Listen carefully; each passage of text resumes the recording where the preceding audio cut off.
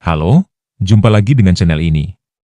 Kali ini saya akan membahas sebuah aplikasi penghasil uang dalam bentuk investasi yang bernama Bintang Chip. Namun apakah investasi Bintang Chip ini aman atau merupakan penipuan skema Ponzi? Karena durasinya yang panjang, saya akan membaginya dalam dua bagian. Bagian pertama, fokus mengulas tentang legalitas yang diklaim oleh Bintang Chip. Sementara bagian kedua akan mengulas soal temuan-temuan lainnya yang akan menjadi dasar kesimpulan. Apakah Bintang Chip merupakan investasi yang aman ataukah penipuan skema Ponzi? Jadi, jangan di-skip dan tonton hingga selesai, sehingga tidak melewatkan satupun bukti yang dipaparkan dalam ulasan ini. Seperti apa investasi di Bintang Chip? Dari hasil penelusuran di Facebook, alamat situs web Bintang Chip adalah service.bintangchip.com. Ini merupakan tampilan situs webnya. Sangat sederhana, hanya terdiri dari 4 halaman, yakni beranda, tentang, produk, dan akun. Pada bagian beranda, hanya berisi postingan yang dikategorikan sebagai berita. Dilihat dari tanggalnya, postingan pertamanya pada tanggal 11 September 2024. Ketika diklik, kita akan diarahkan pada halaman login atau daftar. Begitupun ketika mengklik pada bagian tentang, produk, dan akun, akan diarahkan pada halaman login atau daftar. Tampilan dan isi situs web seperti ini merupakan ciri khas dari situs web investasi bodong. Situs web dari perusahaan investasi yang nyata dan legal, minimal berisikan beberapa informasi dasar yang bisa diakses oleh publik, seperti profil perusahaan yang memuat tentang sejarah perusahaan, alamat kontaknya, jajaran direksinya, bukti klaim legalitasnya, serta portofolio dari investasi yang dijalankan yang meliputi jenis dan skema dalam menjalankan investasi tersebut. Mendaftar atau bergabung sebagai investor adalah pilihan selanjutnya setelah para calon investor mempelajari, memahami, serta yakin bahwa investasi tersebut aman untuk dijalankan. Saya pun mencoba mendaftar di aplikasi ini untuk mempelajari skema investasi yang dijalankan. Hanya butuh nomor HP asal-asalan. Lalu masukkan password dan kode undangan yang didapatkan dari postingan para pecandu Ponzi. Setelah beberapa kali berganti kode undangan, akun saya pun berhasil dibuat. Sama seperti aplikasi Ponzi pada umumnya, sama sekali tidak ada pemberitahuan untuk melakukan verifikasi kode OTP yang merupakan standar keamanan sebuah aplikasi. Saya pun langsung menelusuri informasi dasar tentang perusahaan ini. Pada halaman tentang, disebutkan bahwa Bintang Chip didirikan pada Januari 2024 dan merupakan perusahaan manufaktur teknologi semikonduktor sinyal analog atau campuran, terkemuka di dunia. Bintang Chip berfokus pada penyediaan layanan manufaktur sirkuit terpadu berkualitas tinggi dan dukungan desain profesional untuk sektor otomotif, industri, dan medis. Pada halaman ini juga terdapat beberapa dokumen yang diklaim sebagai legalitas perusahaan dan kegiatan investasi Bintang Chip. Dokumen tersebut diantaranya, pertama, Certificate of Incorporation of a Private Limited Company atau sertifikat pendirian perusahaan swasta terbatas yang dikeluarkan oleh pemerintahan Inggris.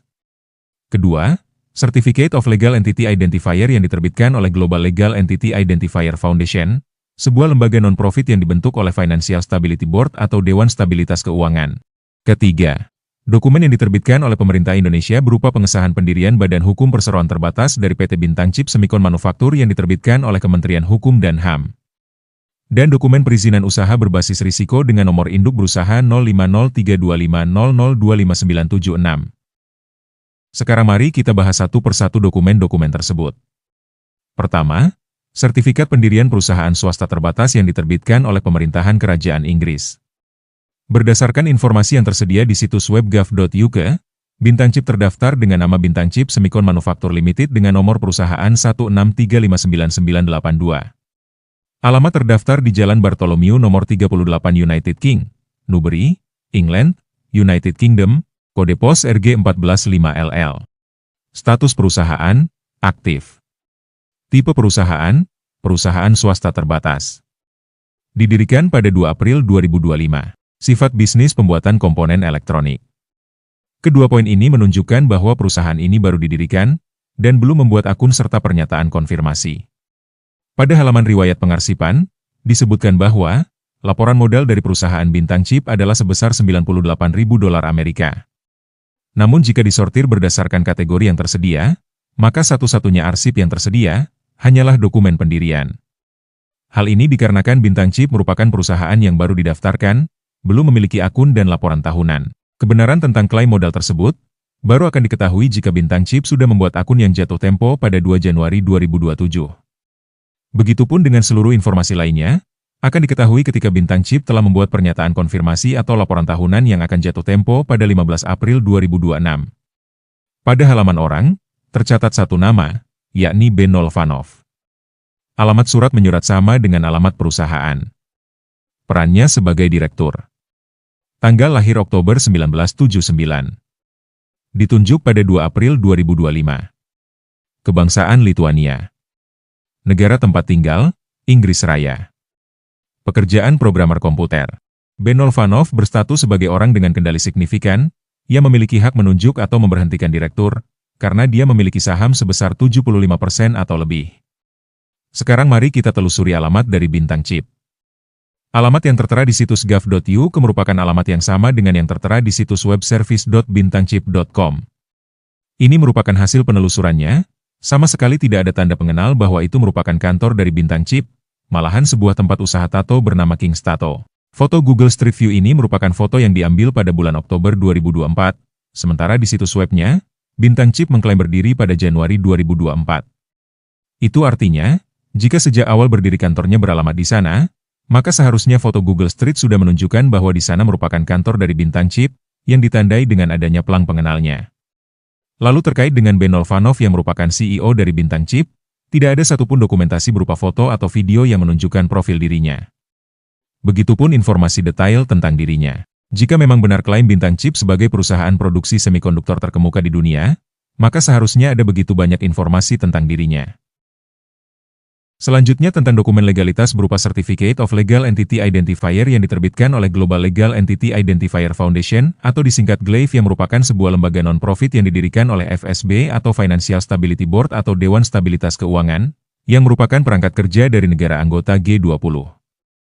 Setelah ditelusuri, dokumen tersebut atas nama PT Bintang Chip Semicon Manufacture, yang mana statusnya merupakan anak perusahaan atau cabang dari Bintang Chip Semicon Manufacture Limited. Bukankah sertifikat tersebut seharusnya diterbitkan oleh induk perusahaannya sehingga berlaku untuk anak atau perusahaan cabang lainnya? Ketiga, terkait dokumen pengesahan pendirian dari PT Bintang Chip Semicon Manufacture, setelah di-scan barcode yang tertera pada dokumen tersebut memang asli. Begitupun dengan dokumen perizinan berbasis risikonya.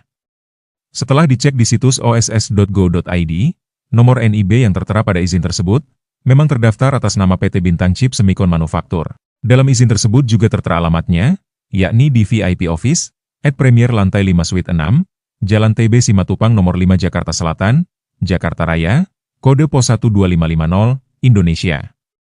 Alamat tersebut merupakan alamat yang sama dengan alamat yang tertera di situs web service.bintangchip.com. Setelah ditelusuri, alamat tersebut merupakan alamat dari sebuah perusahaan layanan jasa perizinan usaha yang bernama VIP Office. Penggunaan legalitas perizinan usaha berbasis risiko yang diterbitkan oleh layanan One Single Submission atau OSS, semakin marak digunakan oleh investasi bodong akhir-akhir ini. Yang harus dipahami, layanan OSS tidak memiliki kewenangan untuk menerbitkan izin investasi di sektor keuangan. Perizinan terhadap kegiatan investasi yang menghimpun dana dari masyarakat, merupakan kewenangan dari Otoritas Jasa Keuangan atau OJK. Jadi, jika Bintang Chip tidak memiliki izin dari OJK, maka bisa dipastikan bahwa Bintang Chip merupakan kegiatan investasi ilegal. Demikian ulasan bagian pertama tentang investasi Bintang Chip. Nantikan ulasan selanjutnya, dengan membongkar lebih banyak bukti tentang penipuan Bintang Chip.